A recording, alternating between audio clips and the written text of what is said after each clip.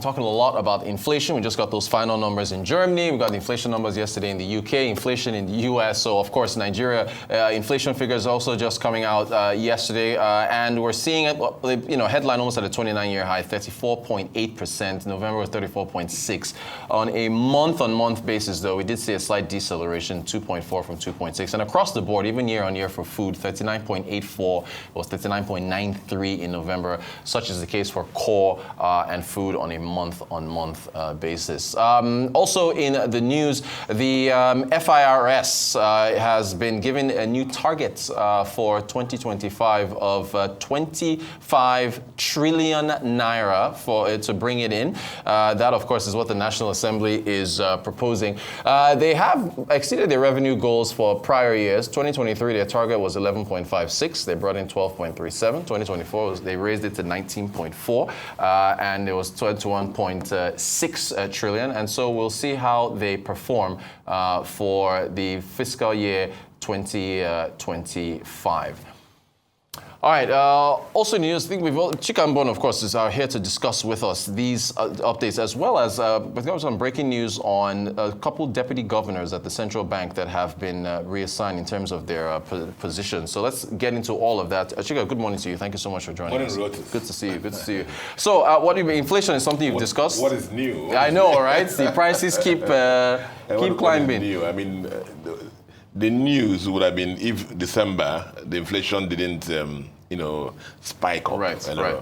Because historically, we've known in Nigeria, even without the fuel subsidy and without the foreign exchange challenges or issues, that December prices spike up. And this December was particularly, a little bit different for Nigeria. Yeah. You know what it is? Nigeria was in the whole news, the whole world, because of dirty December. Yes, indeed. I mean, we'll have to just, take that word now and Nigerianize it and register it as copyright. The dirty December is for Nigeria. And the whole world is invited. They should start preparing for Dirty December 2025. Somebody, I was looking at papers already, somebody said, I missed 2024. Wow. Why didn't people invite me? Wow. So I'm going to be there in 2025. So usually we'll find the spike in prices. Let's even start from the transportation. Yeah. The flight tickets were untouchable. Most of the prices were almost sometimes 3 times the normal fares. Yeah. The road transport again was a killer. And sometimes when they quoted the prices for transportation to the east or some other places outside of Lagos, you would have thought that maybe it's a private jet we're going to use to go by road. So. And then food price also, the same thing. So there was an increase in demand, versus the supply. Yeah. So you actually ask yourself, did anything change in supply side? Nothing has really changed. Yeah. Recall, at the height of this food inflation, the president of our country graciously said they're going to give some licenses to import food into Nigeria. That didn't take off. It hasn't happened. We heard a lot of bureaucracy, a lot of infighting, a lot of resistance from making that happen. Yeah. And so that is on the plate. So supply didn't increase. Food. Transportation, as I told you again, they didn't have more aircrafts. The roads didn't get better. Right. So those happened, and we're not surprised that the prices spiked. Spiked, and the inflation became what it turned out to what it is. The interesting thing again is that remember the Monetary Policy Committee was supposed to sit in January. Yep. This year, 2025, the first meeting for the year. But they have moved it to February now. You know what's happening.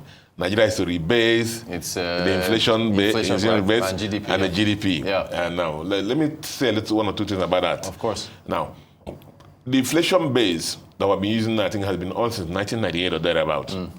Now, they want to turn the base now to 2024. Yeah.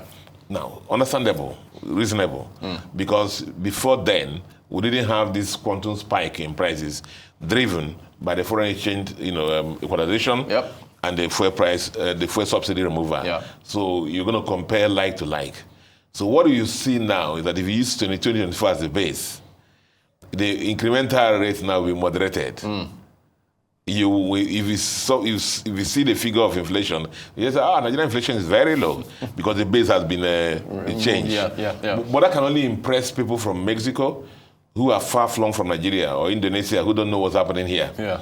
The issue is that even if you bring about 100 Harvard professors to this room now, and I'm feeling hot, I'm sweating, and they did all the calculations and say, from their book and theory calculation, the temperature in this room is minus 10 degrees. Chika, I can't understand why you're feeling hot. Yeah. Do whatever you have to do, it does not work. Right. So whatever the MBS, Nigerian Bureau of Statistics, comes up with, whether they rebase or don't rebase, the issue is that the inflation is still there. Yeah. The market woman who goes to the market to go and buy things understands the price spikes. So if you tell them the inflation now is even negative and we're doing whatever, based on your new calculation or based on rebasing, it does not make sense. Got you. So at the end of the day, the issue is that how do the citizens of the country feel about it? Right. The figures may impress the World Bank. The figures may impress people who don't know about Nigeria, but the citizens of the country who feel the pinch know the figures may make sense or don't make sense.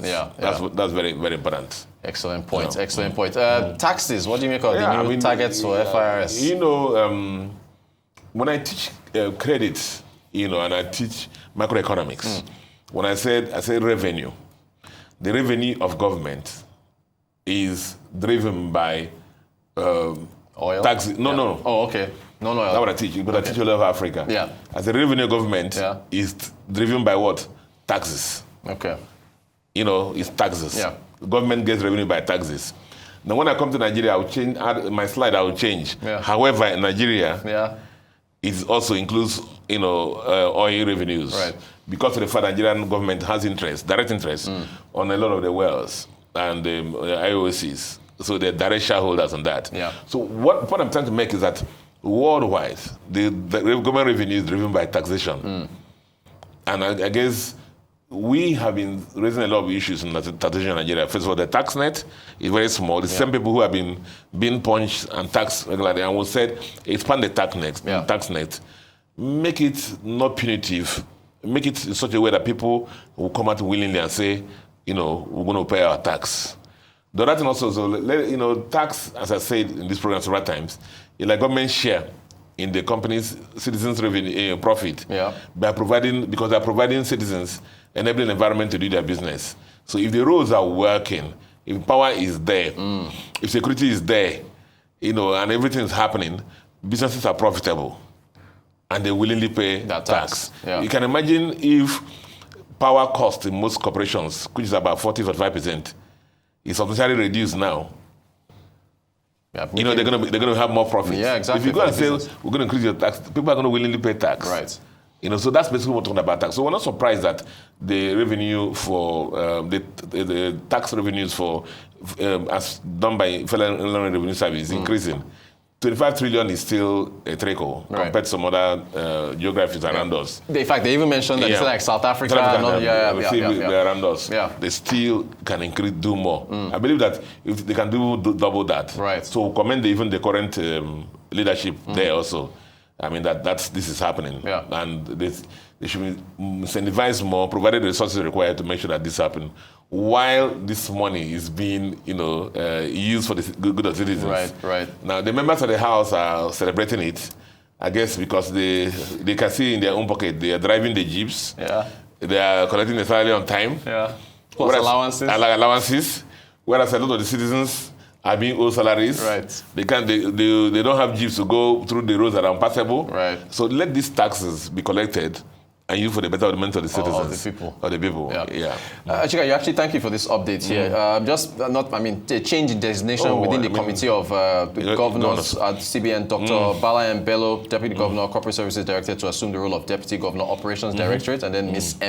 Usoro, Deputy Governor, Operations Director, to assume the role of Deputy Governor, Corporate Services Director. And these changes take effect on the 20th of January. So just some internal movement. I think these guys, they came in there at October 5, 2023. Okay. So barely a year. And I'm sure that the CBN governor, having worked with the deputy governors, knows their strengths. Right.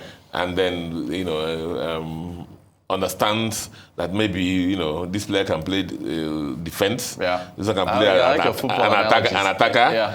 Underutilizing his or her skills somewhere here. Yeah. Just go there and, you know, shine for us. I think I have a feeling that it's based on the betterment of the central bank and the country.